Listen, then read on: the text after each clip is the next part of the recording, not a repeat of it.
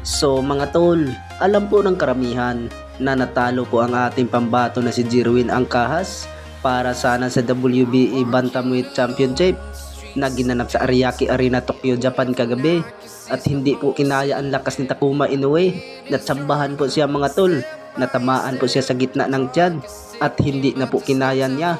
Sobra daw ang sakit at namimilipit siya sa sakit. Samantala ay hindi po inaasahan ng lahat na ganun lang ang sasapitin ni Jerwin Angkahas kay Takuma Inoue.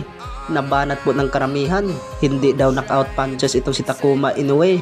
At dagdag po ng karamihan mga tol, ay kung hindi daw may knockout itong si Jerwin Angkahas kay Takuma Inoue sa round 9, ay may posibilidad daw po na matalo itong si Takuma Inoue via decision.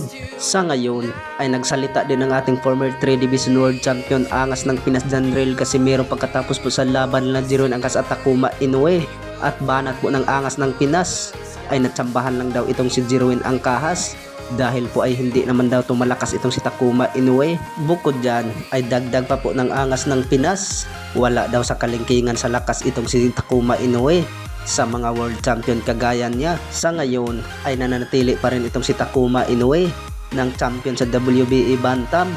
Bukod dyan ay comment-event din isa ang ating pambato na 2-time challenger na si Juna Sultan. Ay ganun din ang sinapit niya kay Rico Masuda. Hanggang round 1 lang po ang tinagal niya na natamaan po siya sa body shot. Ay namilipit din sa sakit at hindi na po kaya niya mga tol.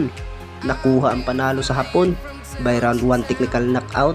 Sa kabilang banda naman mga tol ay isa pang undercard po nila ni Jerwin Angkahas, ang pambato ng Mexico ng 2 Division World Champion na si Alexandro Santiago kontra sa pambato ng Japan na si Junto Nakatane. At hindi rin kinaya ni Alexandro Santiago ang lakas ng hapon. Talaga pong pinabagsak po ng 2 beses itong si Alexandro Santiago.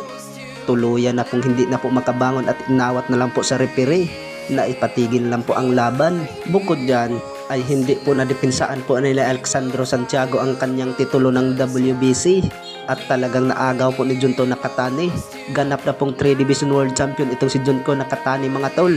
Sa kabilang banda naman mga tol, ang pambato nating former 3 Division World Champion angas ng Pinas Janrel Casimero talaga na pong nag-iinsayo na po sa paparating po na laban. Kahit wala pa pong sinabi kung sino po ang makakalaban po ng angas ng Pinas, ay talagang paghahandaan po niya mga tol. Bukod dyan ay banat po ng karamihan ay ang angas ng Pinas Janrel Casimero ang inaabangan po ng lahat. Ito na lang daw po ang inaasahan mga tol na mananalo daw ang laban nito. Dahil dyan mga tol ay malakas daw po ang angas ng Pinas Janrel Casimero at sinabi pong mayabang daw po ang angas ng Pinas. Mayabang lang daw po sa ibabaw ng ring, pero talagang patunayan po niya kung gaano siya kalakas at magaling at kung paano din durugin ang makakalaban niya.